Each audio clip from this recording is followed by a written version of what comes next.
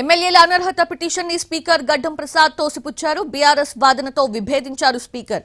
Party ఫిరాయించారంటూ 5 ఎమ్మెల్యేలపై అనర్హత పిటిషన్ వేసింది బీఆర్ఎస్. అయితే బీఆర్ఎస్ ఆరోపణలకి తగిన ఆధారాలు లేవని స్పష్టం చేశారు స్పీకర్ గడ్డం ప్రసాద్.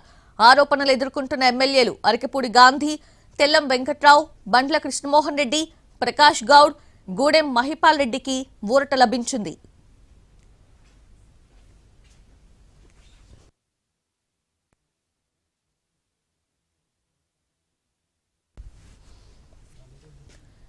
ఎమ్మెల్యేల అనర్హత పిటిషన్ ని స్పీకర్ గడ్డం ప్రసాద్ తోసిపుచ్చారు. బీఆర్ఎస్ వాదనతో స్పీకర్ విభేదించారు. పార్టీ ఫిరాయించారంటూ 5 ఎమ్మెల్యేలపై అనర్హత పిటిషన్ వేసింది బీఆర్ఎస్.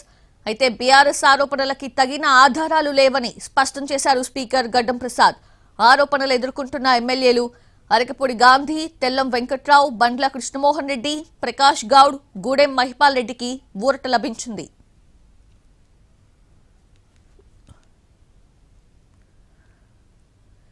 ప్రజా సమస్యల పరిష్కారం కోసమే తాను సీఎంని కలిశానన్నారు బీఆర్ఎస్ ఎమ్మెల్యే బండ్ల కృష్ణమోహన్ రెడ్డి. తానెప్పుడూ బీఆర్ఎస్ కి వ్యతిరేకంగా పని చేయలేదన్నారు.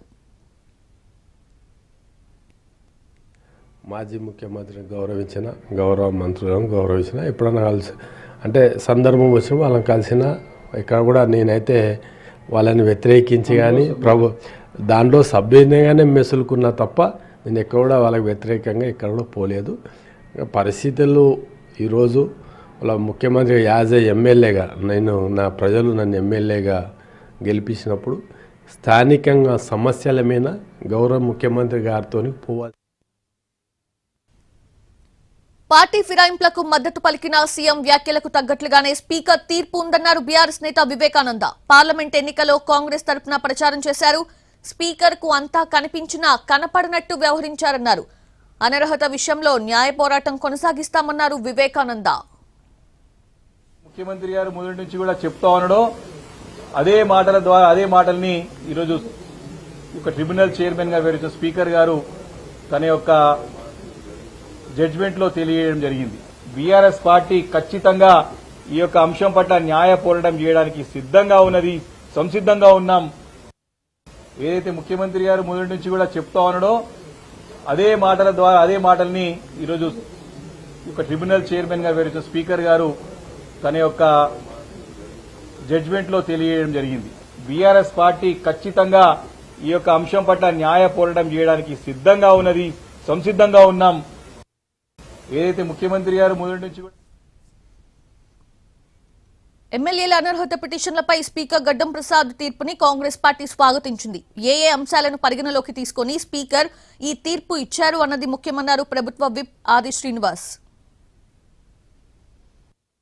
శాసనసభ స్పీకర్ గారు తనకున్నటువంటి అధికారం, ట్రిబ్యునల్ కోర్టుకు ఉన్నటువంటి అధికారం, జడ్జి రూపంలో ఇచ్చినటువంటి తీర్పును మేము స్వాగతిస్తా ఉన్నాం. వారికి ఉన్నటువంటి మెరిట్స్ చూడాలి. మనం ఆ మెరిట్స్ ఏమున్నాయండి కూడా చూడడానికి కోసం ఇప్పుడే మాకు జడ్జిమెంట్ కాపిస్తలేరు, మాకు ఇవ్వలేరు. అరే తీర్పు వచ్చిన మరుక్షణమే జడ్జిమెంట్ కాపొస్తుందా? ఈరోజు శాసనసభ స్పీకర్ గారు తనకున్నటువంటి అధికారం, ట్రిబ్యునల్ కోర్టుకు ఉన్నటువంటి అధికారం, జడ్జి రూపంలో ఇచ్చినటువంటి తీర్పును మేము స్వాగతిస్తా ఉన్నాం. వారికి ఉన్నటువంటి మెరిట్స్ చూడాలి. మనం ఆ మెరిట్స్ ఏమున్నాయండి కూడా చూడడానికి కోసం ఇప్పుడే మాకు జడ్జిమెంట్ కాపిస్తలేరు, మాకు ఇవ్వలేరు. అరే తీర్పు వచ్చిన మరుక్షణమే జడ్జిమెంట్ కాపొస్తుందా?